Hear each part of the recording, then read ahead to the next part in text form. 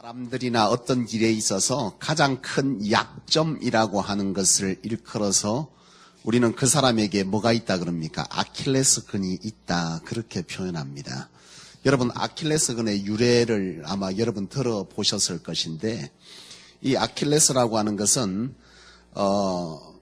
제가 이 아킬레스건에 대해서 검색을 해보고 찾아보니까 무르미든 족이라고 하는 이 왕족의 아들이죠. 이 아킬레스가 어머니가 테티스라고 하는 여신에게서 태어난 아들인데, 이 어미가 이 아킬레스를 불사신을 만들기 위해서 소위 말하면 지옥의 강이라는 스틱스에다가 몸을 담그게 됩니다.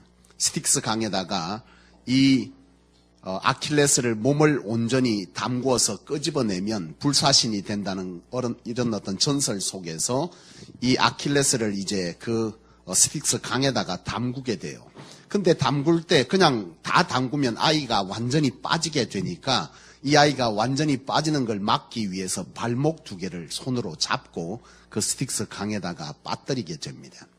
그리고 나서 끄집어내니까 정말 이 아킬레스라고 하는 이 아들이 정말 불사신처럼 용맹하고 힘있는 장수가 되었던 것이죠. 그저 믿거나 말거나 합니다. 그런데 이 아킬레스가 정말 이 용맹한 장수였음에도 불구하고 트로이 전쟁에서 적수가 쏜 화살에 이 아킬레스, 바로 아킬레스건이 어디에 있습니까? 발 뒤꿈치 힘줄을 맞는 것이죠. 여기에 활을 맞고 이 아킬레스가 전사를 하게 되죠. 그래서 지금 오늘날까지 아킬레스건이라고 하는 것을 말할 때 그 어떤 사람에게 가장 취약하고 약점이 되는 것을 아킬레스건이다, 그렇게 표현합니다. 제가 왜 이 얘기를 하느냐 하면 신앙생활을 하는 저와 여러분들에게 있어 가장 아킬레스건이 되는 것이 있습니다. 그것이 무엇이냐 하면 바로 예배입니다. 소위 말해서 믿는 자가 하나님 안에서 참 그리스도인으로서 살 수 없도록 하고 또 반대로 살 수 있게 하는 것에 그 가장 핵심이 되는 것이 뭐냐면 예배라는 것이죠. 다시 말해서 그리스도인에게 이 예배를 무너뜨려 버리면, 사단이 예배를 무너뜨리면 그리스도인의 삶은 뭐가 된다는 겁니까? 완전히 망하게 되는, 참 그리스도인으로서 살 수 없는 그런 인생이 되어버리는 것이죠. 여러분, 그래서 성경을 보면 하나님께서 하나님의 백성들에게 철저하게 뭘 세울 것을 말씀하느냐 하면 예배를 세우라는 것을 철저하게 말씀하시고, 또 하나님의 사람들이 이 하나님의 말씀을 듣고 어려움 중에 곤란 중에 있을 때 이 예배를 가장 먼저 세우려고 했어요. 반대로 사단은 끊임없이 하나님의 사람들에게 이 예배를 뭐 하려고 했습니까? 막으려고 했던 것이죠. 성경에 보면 이것에 관해서 많이 기록되어져 있습니다. 창세기 12장에 보면 하나님께서 아브라함을 부르세요. 아브라함을 부르시고 아브라함에게 하신 말씀이 뭐였습니까? 친처 본토 아비의 집을 떠나 내가 지시할 땅으로 가라 그랬어요. 이 아브라함이 이 하나님의 말씀을 듣고 그가 장소를 옮겨 가서 가장 먼저 했던 것이 있었습니다. 그것이 뭐였습니까? 제단을 쌓고였죠. 철저하게 그가 옮겨가면서 제단을 쌓았던 것, 가장 먼저 했던 것은 제단을 쌓은 것입니다. 이것은 뭘 말합니까? 제단을 쌓는다는 것은 예배를 말씀드리는 것이고 말씀하는 것이고, 바로 이 예배는 하나님과의 관계를 뭐하지 않았다? 놓치지 않았다는 것입니다. 하나님과의 관계를 잘 했다는 거예요. 여러분, 태초에 인간이 범죄할 때 하나님과의 관계를 깨뜨렸잖아요. 그죠? 선악과를 먹은 것은 뭘 말합니까? 하나님과의 관계를 깨뜨린 것이죠. 바로 하나님과의 관계를 잘 한다는 것이 바로 예배를 의미하는데, 소위 말해서 아담이 범죄한 것은 뭘 깨뜨린 것입니까? 하나님과의 관계를 깨뜨린 것이고, 오늘날로 말하면 예배를 깨뜨린 것입니다. 여러분, 이스라엘 백성들이 하나님께서 그들에게 축복하시고 번성의 삶을 살게 할 때에 이스라엘 백성들이 하나님 앞에 감사의 마음을 가졌어요. 그런데 그 번성이 지속되어지면 하나님의 사람들은 어리석게도 이 하나님이 내게 주신 축복에 관해서 어떻게 생각합니까? 이것이 당연히 있어지는 것처럼, 그리고 내 노력과 내 힘에 의해서 되어지는 것처럼 생각하면서 하나님과의 관계를 소홀하게 돼 있어요. 그것은 과거나 지금이나 앞으로 미래도 마찬가지일 겁니다. 사람은 본디 은혜를 받고 복을 받고 감사의 일을 받으면 그것을 오랫동안 지속하지 못해요. 그것을 잘 되어지면 어느 순간 그 하나님의 은혜를 잊어버리는 것이, 그것이 사람입니다. 나는 바라기는 우리 성속의 모든 성도님들이 하나님께서 은혜로 그의 삶에 축복하실 때에 하나님의 은혜와 하나님의 축복에 관해서 감사를 놓치지 않는 여러분 되실 수 있기를 원합니다. 우리 교회의 강 교수님이 했던 얘기를 나는 잊을 수가 없어. 감사를 버리면 뭘 버리는 거래요? 인생을 버리는 거랍니다. 명언이요, 명언. 감사를 버리면 인생을 버리는 것이다. 정말 기가 막힌 묵상 아래서 나온 말이라고 저는 동의합니다.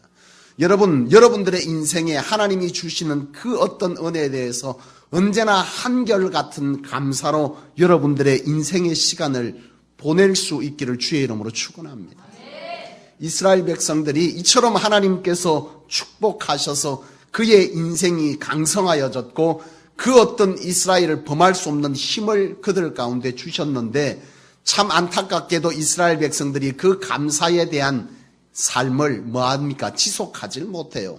결국 그들은 스스로의 힘으로 그것을 이룬 것으로 생각하고 하나님을 가까이 하고 하나님 앞에 예배하는 것을 그들이 뭐하게 되느냐? 실패하게 됩니다. 그러면서 그들이 하나님 앞에 예배할 때 형식적으로 예배하거나 예배를 하지 않거나 다른 신에게 가서 절하면서 다른 신을 예배하는 일들을 하게 될 때에 하나님은 그들 가운데 뭐 하십니까? 진노하시죠. 하나님은 그들로 하여금 포로의 인생을 살게 합니다. 비참의 인생을 주시는 거예요. 왜요? 부모가 자식을 사랑해서 매를 들듯이 하나님은 그의 백성들을 포기할 수가 없습니다. 하나님과 깊이 사랑하고자 하나님은 그들 가운데 어려움을 주시는 거예요. 이스라엘 백성들이 그들이 하나님과의 관계를 깨뜨리고 예배를 깨뜨림으로 통해서 이와 같이 어려움을 겪게 될 때에 참 이스라엘 백성들이 포로의 삶을 살면서 그들이 하나님 앞에 간구하기를, 우리가 무엇 때문에 이와 같이 되었다? 하나님과의 관계를 소홀히 하면서 하나님 앞에 예배하는 것을 실패하면서 이런 일을 우리가 겪게 되었다는 것을 그들이 깨닫게 됩니다. 그래서 하나님은 그들 가운데 선지자를 세워서 그들 가운데 너희가 해방될 것인데, 너희가 해방되어서 다시금 예루살렘으로 돌아가게 되거든 그곳에서 너희가 가장 먼저 해야 될 것이 예배하는, 바로 이 성전을 세우는 것이다 라고 하는 것을 선지자들을 통해서 말씀해 주셨고, 이스라엘 백성들은 그들이 다시금 하나님의 그 거룩한 땅 예루살렘으로 돌아가서는 하나님의 이 성전 쌓는 일을 그들이 가장 먼저 했던 것이에요. 여러분, 이처럼 하나님은 하나님의 백성들이 예배 가운데 서게 될 때에, 예배에 참 그들이 회복을 가질 때에 그들의 인생을 회복시켜 주신다는 것을 말씀을 통해서 우리 가운데 가르쳐 주고 있는 것이죠. 그런데 여러분, 반대로 사단은 끊임없이 우리가 예배를 실패하는 삶으로 살아가도록 우리를 끊임없이 무너뜨리고 유혹해요. 여러분, 이스라엘 백성들이 그와 같이 예배에 실패하게 된 것은 누구에 의한 것입니까? 본인 스스로가 한 것이겠지만은 결국은 사단이 그들 가운데 여러 가지 환경을 통해서 그들을 무너뜨리는 것이죠. 여러분, 이 사단, 마귀라고 하는 것의 헬라어의 원래 원어는 디아볼로스라는 단어를 씁니다. 여러분, 요즘 그 청소년들 게임에 보면 디아볼로라고 하는 게임이 있죠? 우리 청년들, 청소년들은 예수 외에는 아는 것이 없습니다. 디아볼로라고 하는 게임이 있어요. 이건 뭘 말하냐면 마귀, 악마를 뜻합니다. 이 디아블로의 뜻이 뭐냐 하면 틈을 낸다라는 뜻이 있어요. 누구와 틈을 내는 거죠? 하나님과 하나님의 사람과의 관계에 틈을 내는 것이 마귀고 사단입니다. 그래서 사단은 끊임없이 하나님의 백성들과 하나님과의 관계에 틈을 내기 위해서 애쓰는데 가장 강력하게 사단이 하는 짓이 뭐냐? 가장 먼저 하는 것이 뭐냐 하면 바로 예배를 실패하게 하는 거예요. 여러분, 오늘 본문 말씀에 이 욥을 통해서도 잘 알 수 있습니다. 여러분, 욥이 하나님과의 관계를 너무나 잘했던 사람이죠. 그래서 사단이 하나님 앞에 가서 욥이 하나님을 사랑하고 이가 의인된 것은 무엇 때문에 그렇게 되었냐라고 사단이 말하느냐 하면 하나님께서 그 가운데에 많은 물질과 축복과 그에게 건강과 자녀를 주었기 때문에 이 욥이 하나님을 사랑하는 것 아닙니까? 그렇게 말해요.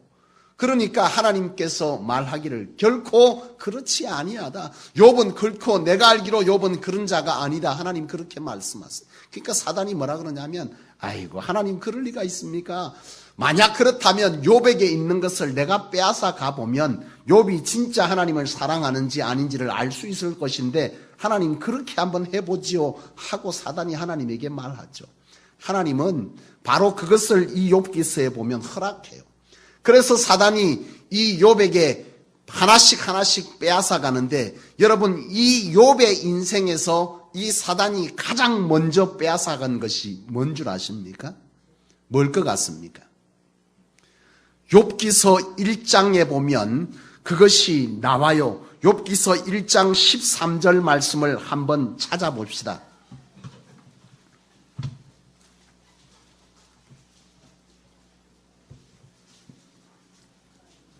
13절 14절 말씀 761페이지 욥기서 1장 13절 14절 시작.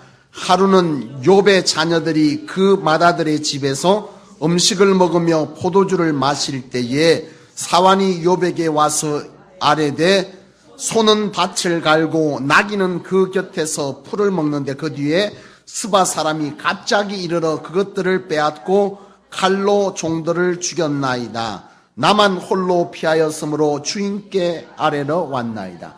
여러분 사단이 가장 먼저 욥에게서 빼앗아간 것이 뭡니까? 소와 낙입니다. 별로 중요한 것 같지 않죠? 구약시대 때 하나님 앞에 예배드릴 때 썼던 예물이 뭐였습니까? 소와 양과 낙입니다. 다시 말하면 이 사단이 가장 먼저 욥에게 빼앗아간 것이 뭐였다는 겁니까? 하나님께 예배드릴 그 예물을 빼앗아간 겁니다. 다시 말하면 욥이 예배를 드릴 수 없도록 가장 먼저 막았다는 것이에요. 자녀를 빼앗고 재물을 빼앗은 것이 아닙니다. 만약 욥에게 이 하나님 앞에 예배드릴 그 여건을 마련했다면 욥은 그것들을 잘 견딜 수 있는 사람이에요. 그러니까 가장 먼저 욥에게 손을 댄 것이 뭐냐면 바로 이 예배의 실패자가 되도록 하기 위해서 바로 예배에 드릴 이 예물을 빼앗아서 예배를 드리지 못하게 가장 먼저 사단이 했던 거예요. 여러분 사단이 이와 같이 욥에게 이 제사 드리는 것 하나님 앞에 예배하는 것을 막았다. 그래서 욥이 예배할 수 없었고 욥은 끊임없이 고통 가운데 신음하게 됩니다. 그런데 여러분 참 놀라운 것은 무엇이냐 하면 42장으로 다시 돌아가 보면 욥의 인생이 오늘 본문에 보면 다시금 회복되고 있습니다. 그렇죠? 어떻게 회복되었습니까? 성경은 기록하기를 욥의 인생의 말년의 12절에 보니까 여호와께서 욥의 말년에 욥에게 처음보다 더 복을 주시니 소위 말하면 욥이 그 앞전에 보면 갑절로 복을 주었다라고 하는 것을 기록하고 있는데 여러분 이 하나님이 욥의 인생을 회복시킬 때 가장 먼저 하게 하신 것이 또 있어요. 뭐 같습니까? 무엇을 보고요? 오늘 7절 이하에 보면 욥에게 제사드릴 소와 양이 있습니까? 없습니까? 없습니다. 하나님께서 누구를 통해서 예배하도록 길을 엽니까? 바로 욥의 친구들을 통해서 엘리바스와 두 친구에게 하나님은 그에게 말씀하기를 너희는 소 7과 양 7마리를 가져다가 욥과 함께 뭐 하게 하라 합니까? 예배하라, 제사드리라, 번제드리라 하십니다. 무엇을 말씀하느냐? 하나님께서 욥의 인생을 회복시킬 때 가장 먼저 회복하게 하신 것이 뭡니까?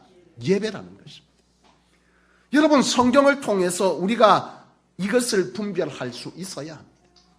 하나님은 끊임없이 하나님의 사람들이 예배에 회복하기를 원하시고 예배 가운데 서기를 원하셔서 하나님의 인생들이 예배를 통해서 하나님이 말씀하시고 하나님께서 그를 통해서 하시고자 하는 일들을 끊임없이 듣고 행하기를 원하시는데, 사단은 끊임없이 하나님과의 관계를 깨뜨리기 위해서 예배의 실패자가 되도록 한다는 것입니다.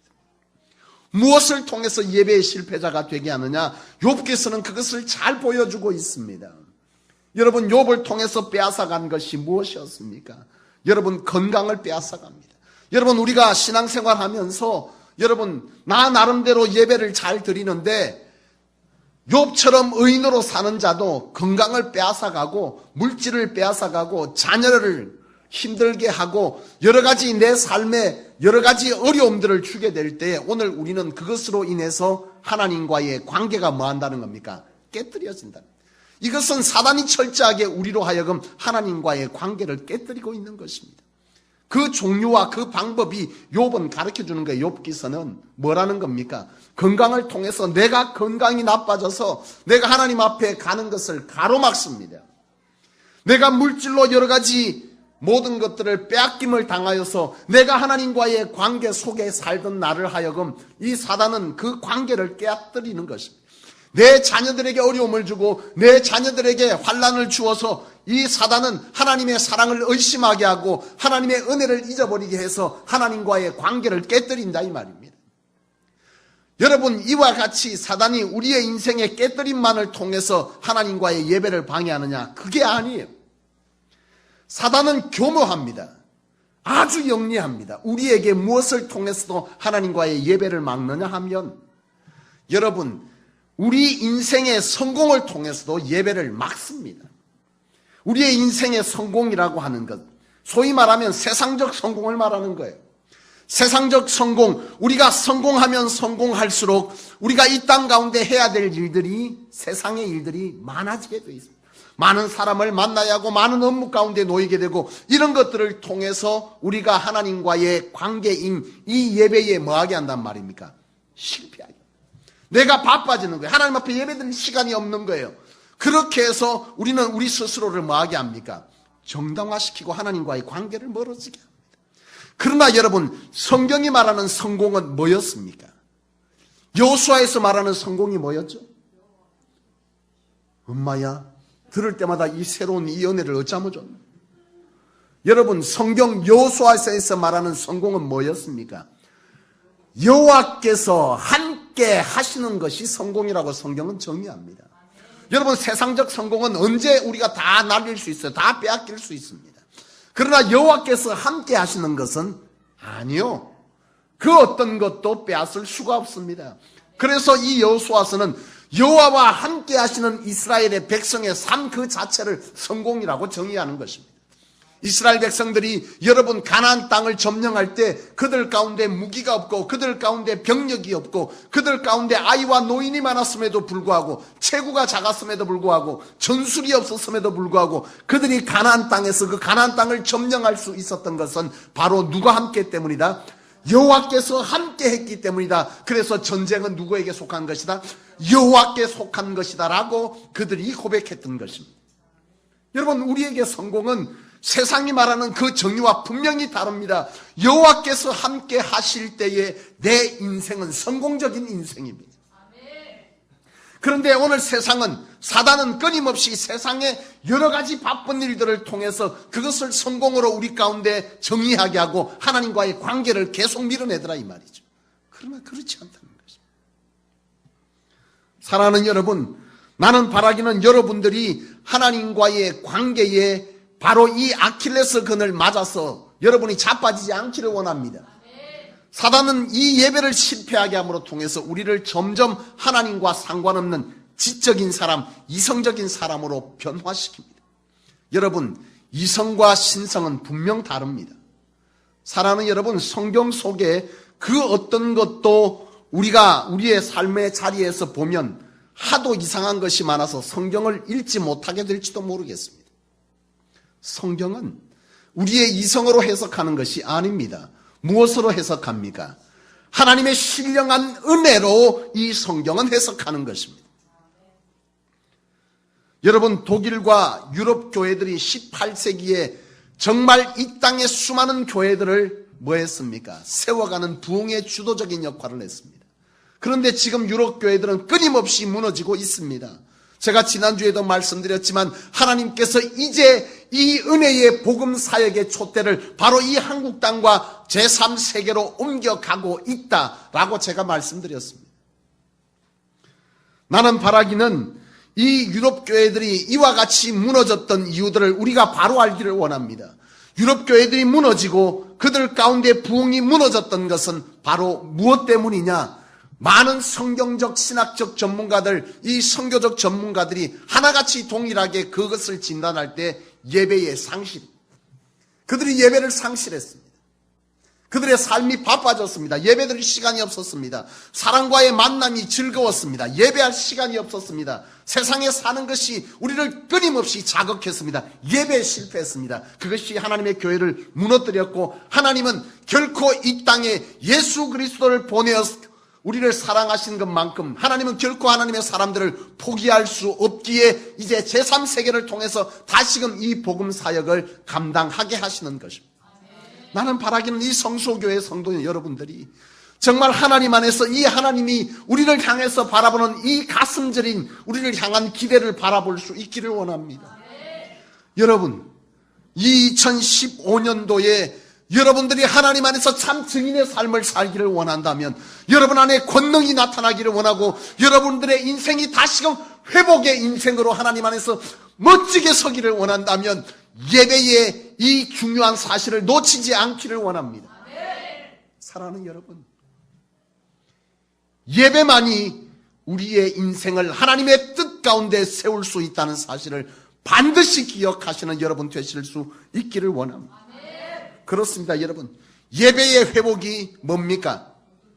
모든 것의 회복입니다. 욥에게 그에게 가장 먼저 사단이 빼앗아간 것도 예배였고, 그의 인생을 회복시킬 때 가장 먼저 하나님께서 그에게 회복시킨 것도 예배였다는 사실을 여러분 반드시 기억하셔서 그 어떤 상황에도 예배에 관연한 타협하지 아니하는 여러분 되실 수 있기를 원합니다. 이제 말씀을 마치려고 합니다. 이용규 선교사님이 쓰셨던 내려놓음이라는 책을 아마 여러분들이 읽은 분들이 꽤 많으리라 생각해요. 그 책에 보면 이용규 선교사님이 몽골 선교사님이신데 하루는 예배하는데 그 예배의 어떤 얘기들을 그 글 속에 싣고 있어요. 몽골의 한 자매가 목축을 하는 자매였는데 하나님 앞에 참 하나님과의 사랑에 깊이 빠졌어요. 하나님을 너무 사랑하게 된 거죠. 근데 하루는 주일이 되어서 예배를 하러 가려고 하는데 이 목축을 하는 일을 하다 보니까 소를 이래 묶어놓고 이제 예배를 가야 될 거 아니에요. 그래서 소를 묶어놓기 위해서 데리고 나가는데 갑자기 이 소가 그냥 발광을 해서 막 뛰쳐다니는 거예요. 이 소를 잡아야 되는데 소를 잡을 수가 없어요. 소는 달아나고 끊임없이 잡으면 또 달아나고 잡으면 또 달아나고 이길 수가 없어갖고 계속 실라기를 치는데 이제 예배 시간은 점점 다가가고 있는 거죠. 이 자매 마음에는 하나님 앞에 예배하러 가야 되는데 이 소를 놔버리면 어떻게 됩니까? 예? 소가 도망가니까 이러지도 저러지도 못하고 발을 동동 구르고 있는데 성령이 그 마음 가운데 예배할 것을 요구하시는 거예요. 이 자매가 그래 하고 소 잡는 것을 포기하고 내려놓고 그리고 하나님 앞에 예배하러 간 거예요. 근데 이 선교사님이 예배를 하려고 딱 보니까 그 자매가 들어오는데 온몸이 땀이고 흙으로 범벅이 돼갖고 들어오는 겁니다.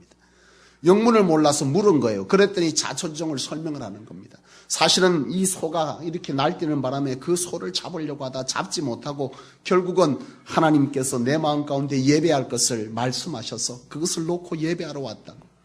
너무 기특한 거죠. 그래서 이 선교사님이 그에게 안수기도 축복기도를 하고서는 예배를 이제 드리게 됐어요. 예배를 다 드리고 이제 마당으로 나가서 성도들을 맞으려고 나갔는데 갑자기 소울음 소리가 음매하고 들리는 거예요. 나가보니까 아까 그 소가 어디에 와 있는 거예요? 성전 앞에 떡 와 있는 거예요. 이 얘기를 기록하고 있는데 여러분 뭘 말씀하고 있을까요? 내려놓음이라고 하는 거예요. 내가 잡으려고 해도 놓지 못했으나 내가 하나님 앞에 예배했더니 여호와께서 그를 잡아다가 어디에 놓아 있습니까? 내가 필요한 그 자리에 놓아놨다라는 것이죠. 사랑하는 여러분, 이용규 선교사님의 간증입니다. 오늘 저와 여러분 가운데 우리가 무엇을 붙잡고 무엇을 내려놓아야 하는지 오늘 우리 안에 이 말씀을 통해서 다시금 우리의 신앙을 올곧게 세울 수 있기를 원합니다. 성경은 끊임없이 우리 가운데 말씀합니다. 내 믿음이 너를 구원했다 그럽니다. 믿음이 뭐라고 했습니까? 어제 여러분 제가 말씀을 하는데 그래요. 한 성도님이 집사님이 그러더라고요. 목사님, 알고 있지만 내 속에 두려움은 여전히 있어요. 갈등은 있습니다. 제가 여러분에게 누차 말씀드리잖아요. 믿음은 두려움 속에서도 한결같이 하나님의 언약과 약속을 믿고 마는 거라고요. 나아가는 겁니다. 손을 삐어잡고 아무리 사단이 뛰어도 놓지 않는 것이고 지금 저 멀리서 안개가 자욱한데 보이질 않아요. 근데 저 멀리서 음성이 들립니다. 누구야 걸어오라. 근데 가려고 하는데 앞에 물소리가 들리고 비명소리가 들리고 짐승소리가 들리고 가면 죽을 것 같고 가면 물릴 것 같고 가면 떨어질 것 같고 그런 두려움이 우리 안에 있다는 거예요. 그러나 믿음은 뭐 하는 거예요? 저 음성을 듣고 앞이 보이지 않지만 한결같이 묵묵히 그 길을 가는 것이 믿음입니다. 오늘 저와 여러분들이 이 믿음 가운데에서 하나님의 예배에 목숨 거는 자, 예배를 회복하는 자가 되시어서 2015년도가 그 어느 해보다 하나님께서 나로 하여금 뭐 되게 하리라? 증인 되게 하리라 하셨던 이 놀라운 언약의 약속의 성취가 저와 여러분들 가운데 온전히 일어날 수 있게 되기를 주님의 이름으로 축원합니다.